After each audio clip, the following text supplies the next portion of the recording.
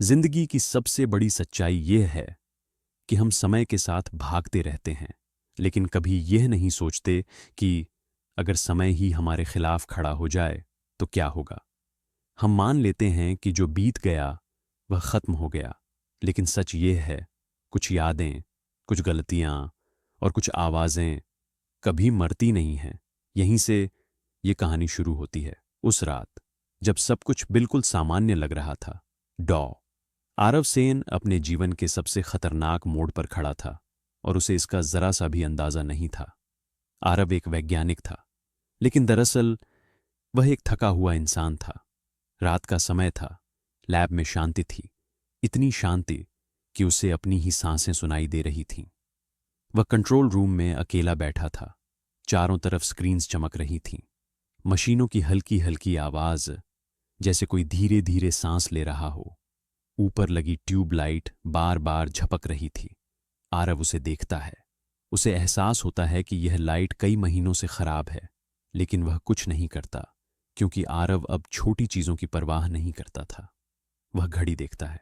रात के 2:12।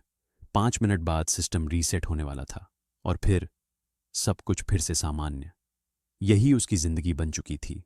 एक जैसी रातें, एक जैसे सिग्नल्स और अंदर ही अंदर बढ़ता हुआ सन्नाटा। वह कॉफी उठाता है, एक घूंट लेता है। कॉफी ठंडी है।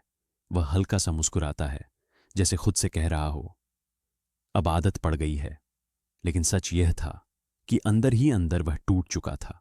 और तभी स्क्रीन पर चल रही डेटा की एक लाइन रुक जाती है, सिर्फ एक।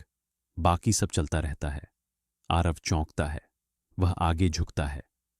पहले उसे लगता है शायद सिस्टम ग्लिच है। वह कीबोर्ड पर कमांड्स डालता है।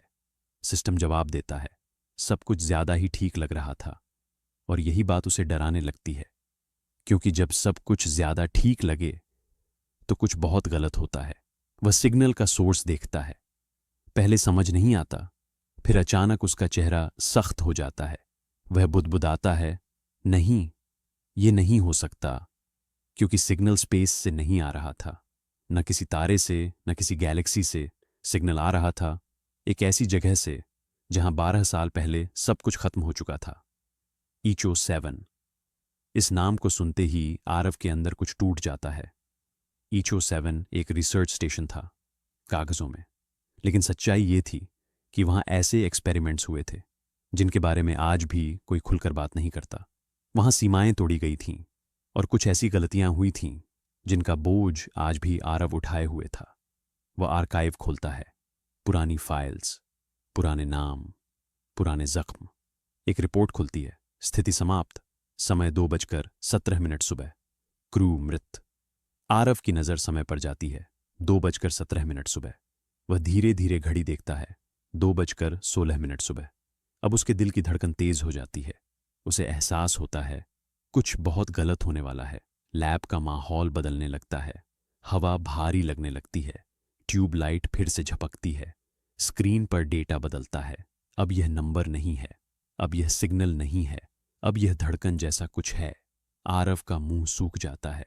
वह धीरे से बोलता है, कोई है वहां? कोई जवाब नहीं। फिर स्पीकर से एक आवाज आती है। शब्द नहीं, सिर्फ सांस, जैसे कोई बहुत दूर से जिंदा रहने की कोशिश कर रहा हो।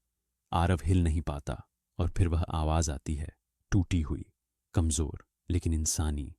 आह, रव, उसका नाम। उस पल आरव अंदर से टूट चुका था, क्योंकि वह आवाज वह पहचानता था और वह इंसान 12 साल पहले मर चुका था। घड़ी बजती है। 2:17 सुबह और उसी पल लैब की सारी लाइट्स बंद हो जाती हैं। अंधेरा। सिर्फ एक आखिरी आवाज, तुमने हमें छोड़ा था।